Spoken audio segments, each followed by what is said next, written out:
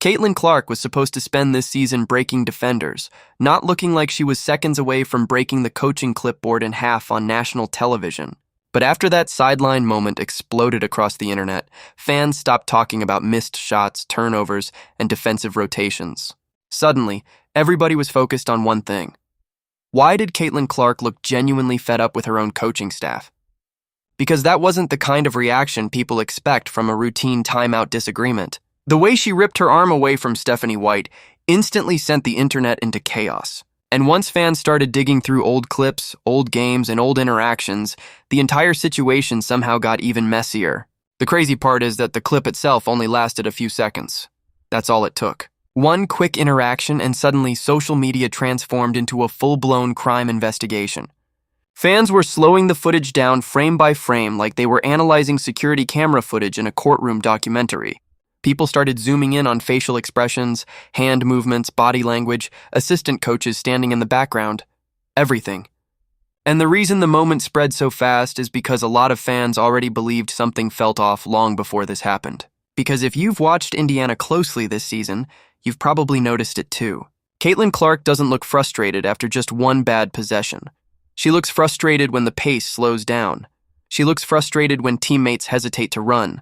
She looks frustrated when transition opportunities disappear. And most importantly, she looks frustrated when the offense starts feeling predictable. Fans have noticed these reactions for weeks, but that sideline moment suddenly gave everybody a visual representation of what they believed had been building behind the scenes the entire time.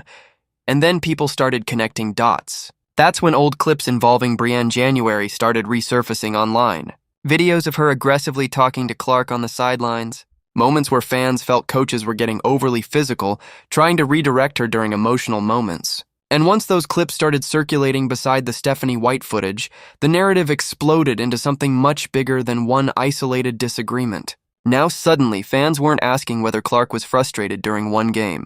They were asking whether the entire coaching relationship was becoming toxic, and the internet absolutely lost its mind.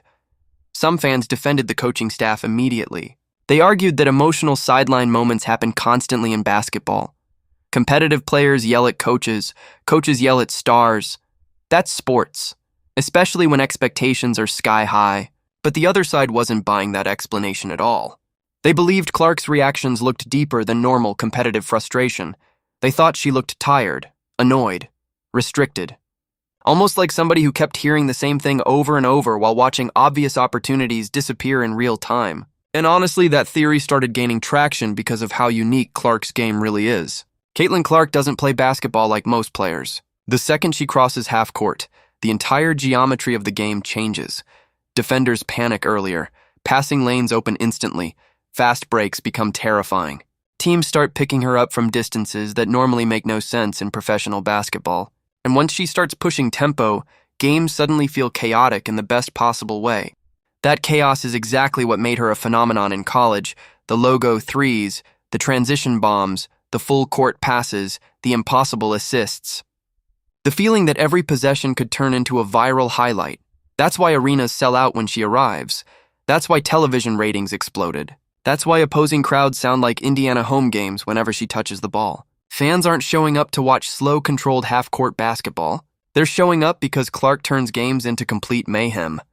But here's where the tension starts. A huge portion of Fever fans believe Indiana keeps trying to slow all of that down. There have already been multiple games this season where Clark catches fire, starts pushing pace, starts creating easy offense, and suddenly Indiana pulls everything back into a slower system. The ball movement changes, the tempo disappears, the crowd energy drops immediately, and fans watching at home start wondering why it feels like the Fever are stepping on the brakes in the middle of a track race. That frustration exploded during what fans started calling assist-gate. One game in particular sent social media into chaos after Clark appeared to lose multiple assists that many fans believed should have counted officially. Normally, stat corrections wouldn't become national draw.